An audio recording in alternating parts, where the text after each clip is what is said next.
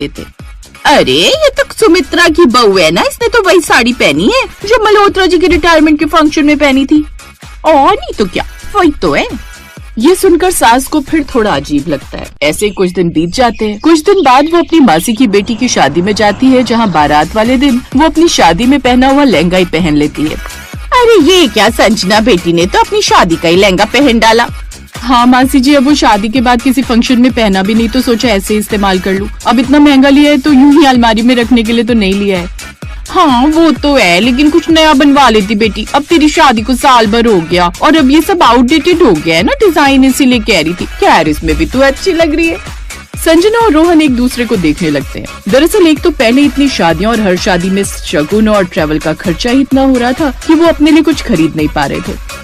फिर कुछ दिन बाद वो एक और शादी में जाते हैं, जहां संजना फिर से अपनी पहले की साड़ी रिपीट कर लेती है और ये देख उसके मायके और ससुराल दोनों जगह के लोग बातें बनाने लगते हैं, जिसे सुन सास को संजना पर बड़ा गुस्सा आता है और घर आकर वो उस पर चिल्लाने लगती है।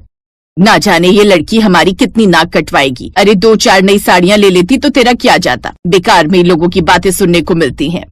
अपनी सास की बातें सुन संजना की आंखों में आंसू आ जाते हैं। तभी रोहन गुस्से में बोलता है, माँ उसने जानबूझकर नए कपड़े नहीं लिए क्योंकि वो जानती थी कि हर शादी को अटेंड करने में शगुन में जो खर्चा हो जाता है, साथ ही यहाँ से वहाँ आने जाने में कितना खर्चा हो रहा है, उसे अच्छे से पता है कि कितना खर्च हो रहा है, इसीलिए उसने अपने लिए नए कपड़े नहीं बनवाए। ये सुनकर सास को अपनी गलती का एहसास होता है। साथ ही एक फैसला करती है, बेटा अब हम हर शादी में नहीं जाएंगे, जितना बस में हो उतना करेंगे। किसी की इज्जत दिखावे से नहीं बढ़ती। अपनी क्षमता के अनुसार किसी करीबी की शादी में ही शिरकत करेंगे। हर किसी की शादी में जाकर बेकारी अपनी जेब पर बोझ नहीं बढ़ाएंगे।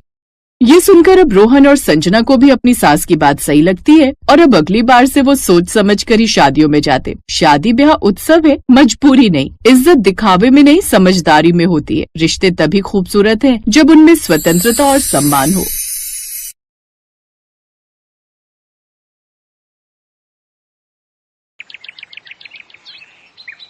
निधि और मयंक की शादी को अभी कुछ महीने ही हुए थे।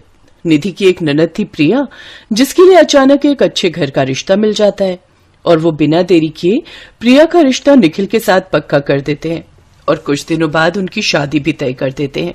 बहू तू अब अपनी कमर कस ले, तेरे ससुराल की ये पहली शादी है। अपने गांव से सभी रिश्तेदारों को बुलाऊंगी। कुछ तो तेरी शादी के वक्त आ नहीं पाए थे,